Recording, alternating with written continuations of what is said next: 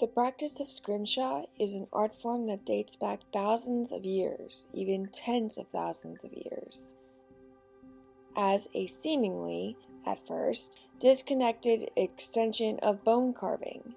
If the name scrimshaw doesn't sound familiar, not to worry, you'll recognize it if you see it.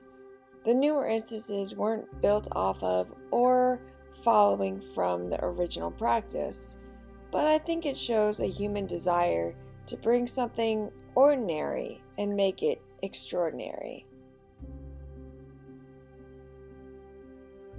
My name is Renee. You're listening to Detours in Archaeology. This is Scrimshaw and Its Predecessors. Let's take a detour.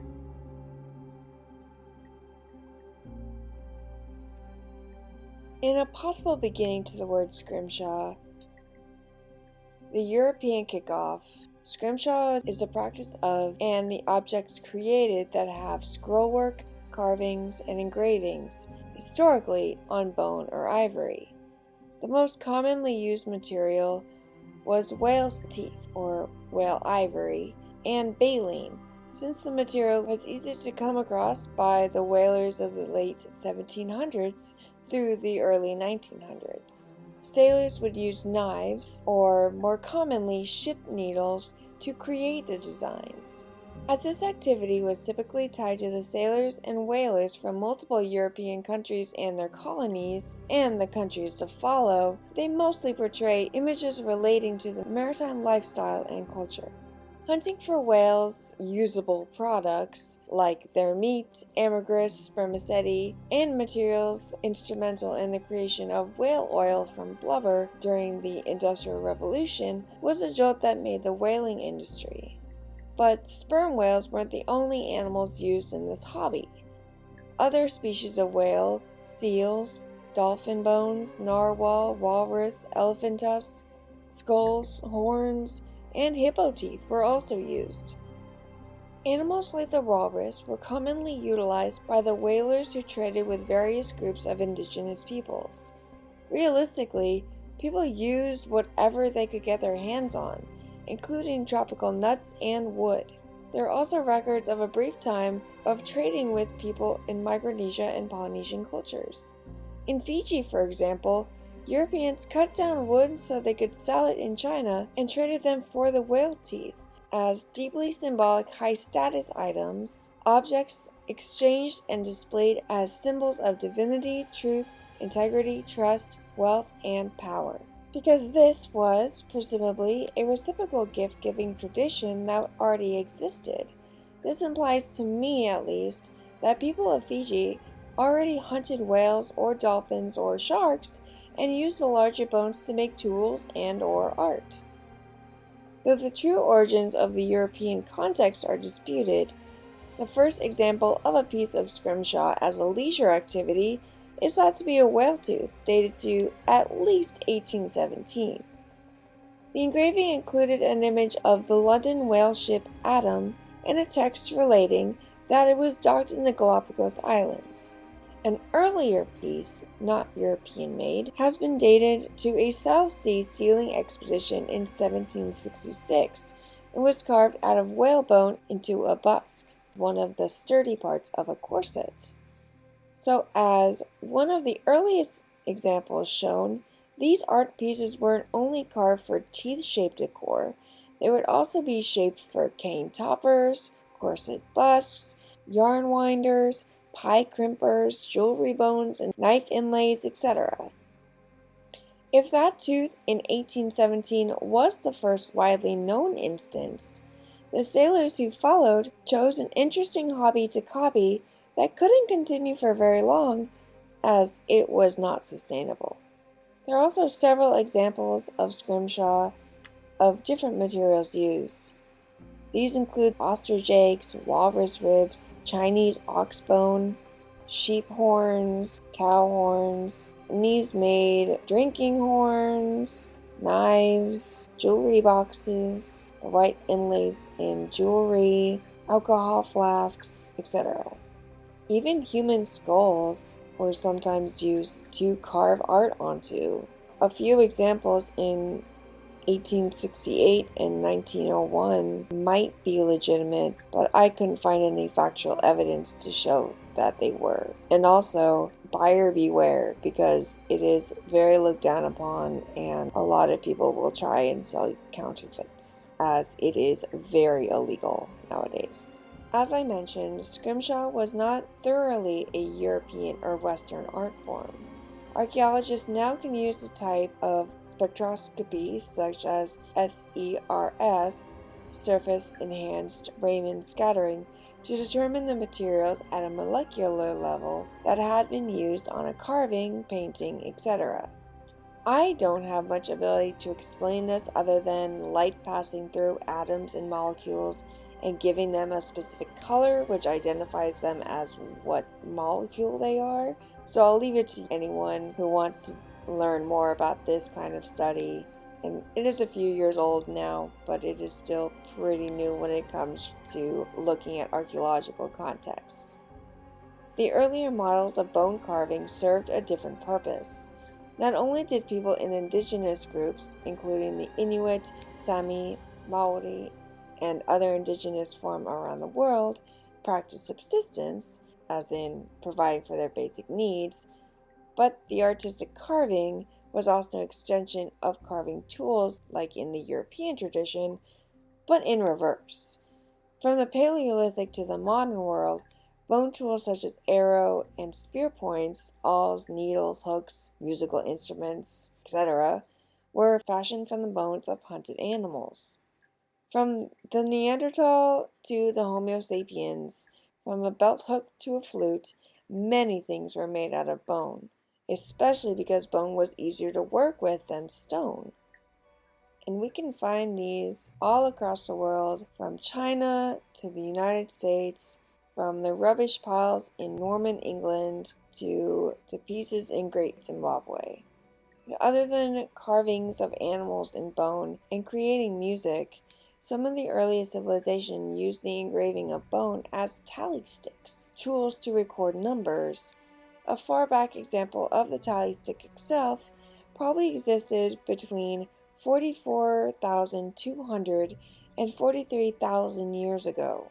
Wood was also used for this purpose, as explained by the Roman scholar Pliny the Elder, who lived from 23 to 79 BC. But looking at the oldest examples of bones being used as a possible tally was the Ashango bone, made out of a baboon fibula. Whether or not the marks were carved for tally markers or, as other scientists suggest, to make the tool easier to grip, it does display earlier human carving for a purpose, to create something, not just as a remnant of hacking of meat. One of the most abstract ideas of art would be a musical instrument, but that's just so human, experimenting until something goes right. One of my favorite examples of beautiful bone work that we can turn to is Maui's giant fishhook, called He Matau in Maori and Mana Ia Kalani in Hawaiian, two examples of the hook's name in native language. Maui's fishhook lives in many myths. For this, I'll focus on one of the ways he gets it in the first place. I just want to say that this will be based on online articles, unfortunately not oral tradition, but also not Disney's Moana, so it's not nearly as accurate as it should be. There are a lot of tales that are very contradictory, and so I'm sorry for not covering all of them or one of your favorites. As the youngest of 8 sons, Maui was left as an infant, whether wrapped in hair or seaweed or in the sea alone. Lucky for Maui, his extended family, his divine ancestor Tama Nui Rei Ranga, or Rangi, was looking out for him and raised him as more than human. In one of his earlier adventures, Maui fashioned his special giant fishhook carved from either a jawbone of his grandmother, Mariranga Whenua, or Mahuika, the goddess of fire, or a jawbone she gave him, and then used it to craft a club and a special fishhook to tame the sun. And then on a special fish trip that he takes with his older brothers, he ends up fishing up the islands. Whatever incredible way Maui obtains his fishhook, he uses it in the origin story, The Fishing Trip, for multiple island chains, including Hawaii and New Zealand. The 3 circular fishhooks, which make it more difficult for fish to swallow, and 1 J-hook, are examples of the artistic and real-life importance of carving difficult materials, bone or otherwise. Fishhooks from all over the Pacific and the world were typically carved out of bone, wood, shell, ponamu, which is a green stone, or a sort of combination of any of these, except for pomanu, which is greenstone or nephrite, as it's found in New Zealand. While paua is also commonly used for necklace decoration nowadays, bone, and more commonly pomanu, were used as gifts. Many of these materials were deeply tied to the mythology of the islands and was utilized more often in religious pieces and jewelry rather than for tools. In any case, we can see that the bones from various animals were being utilized in hunting for more food. But we can also see that the Maori, as one example, had enough material to make necklaces as examples of artwork out of the idea of tools and mythology. This shows almost irrevocably that once cultures have enough materials to go towards creating the tools that are needed, some of the surplus is used for creating artwork. Of course, in our modern day situation, we do not need materials or any art pieces we can personally afford. The lack of material is not what we should worry about at this point. If one wants to buy Scrimshaw, people should just be aware of fake ones, as they are prevalent, because replications are mostly made out of alternative materials now. This is because in many countries, the selling, buying, or trading of ivory and other bones is illegal without a permit because of the ban on whale and general ivory hunting. And this is illegal because of poaching laws. It wasn't long before whales, especially with the advance of the whaling industry, were becoming critically endangered. The initial victims that the Marine Mammal Protection Act from the year 1972 tried to save. Even in the 70s, this was desperately needed after the international regulation of whaling started in 1931 and culminated in the International Convention for the Regulation of Whaling in 1946. It wasn't only whales, though. Dolphins, seals, and walruses, along with the poaching of elephants, other land mammals, and birds, were helped in the Endangered Species Act, which showed up in 1973 the next year. So, luckily, now it's illegal to hunt these species, though that doesn't stop everyone. But antiques and other random pieces are still commonly circulated over the internet, some that I found while researching, presumably. There are ongoing arguments about whether Scrimshaw is okay, especially with new pieces.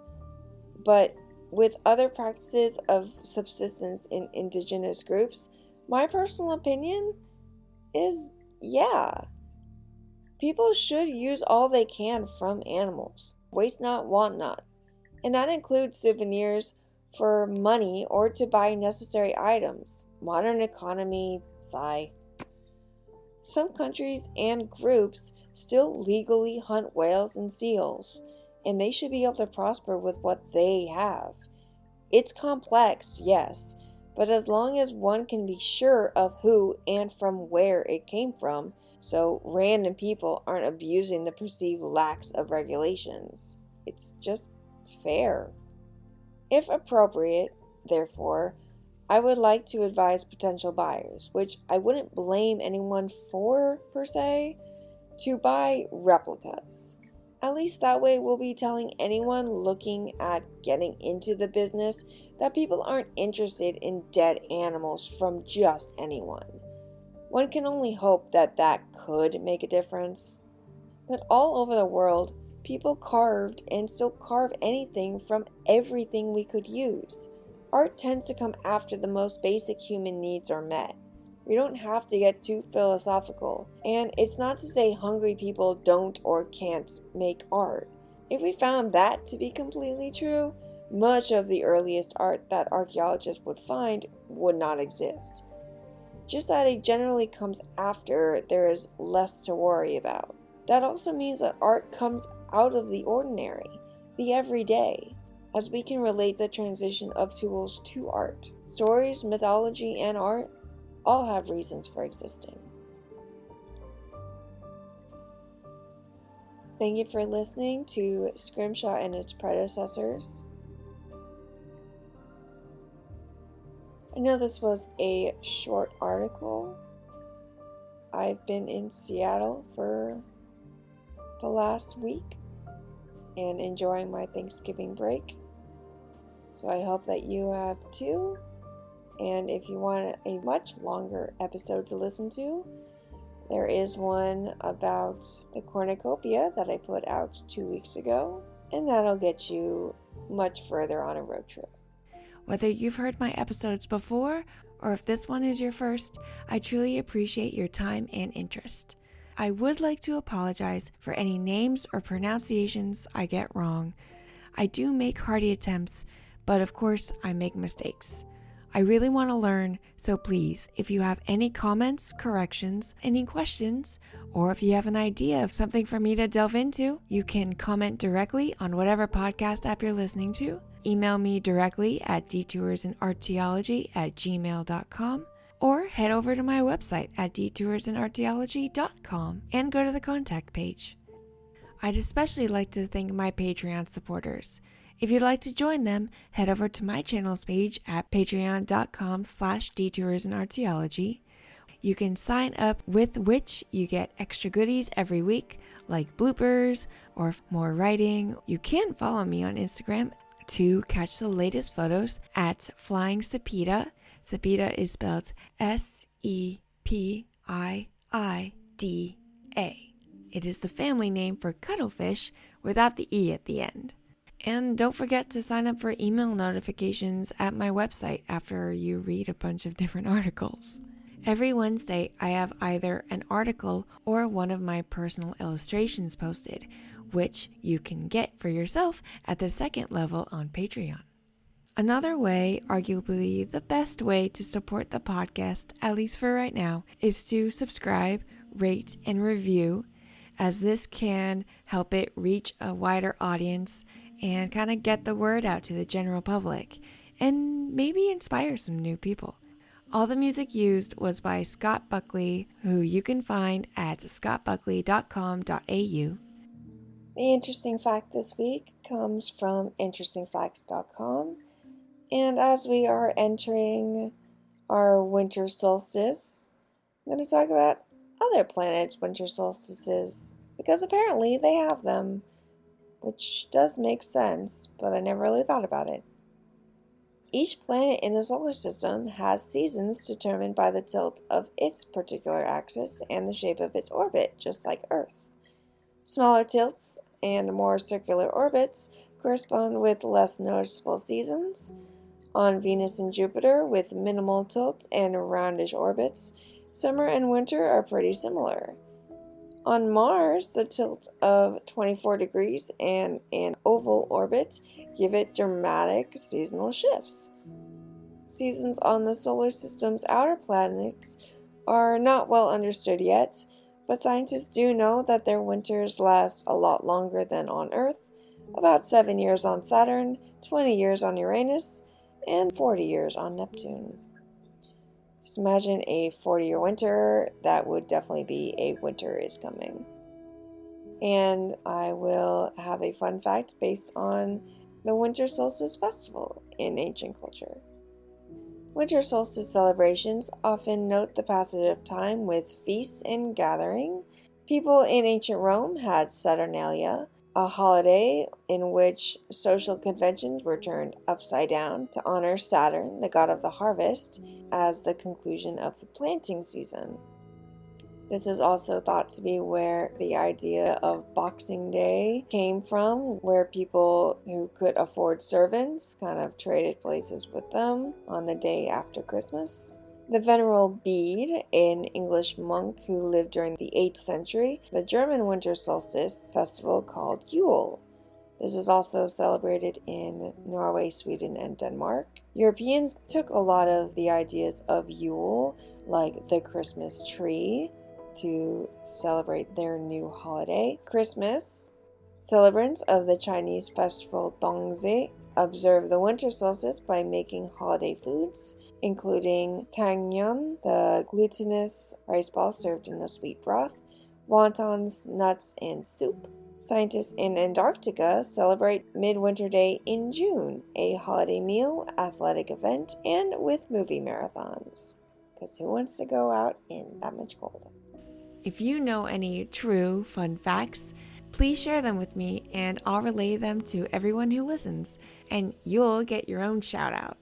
I'll see you soon for another detour into archaeology. I truly appreciate the opportunity and your generosity for listening to me as I stretch my creativity muscles and fool around and have fun with this a little bit. Try and experiment and see what works and what doesn't. Thanks again.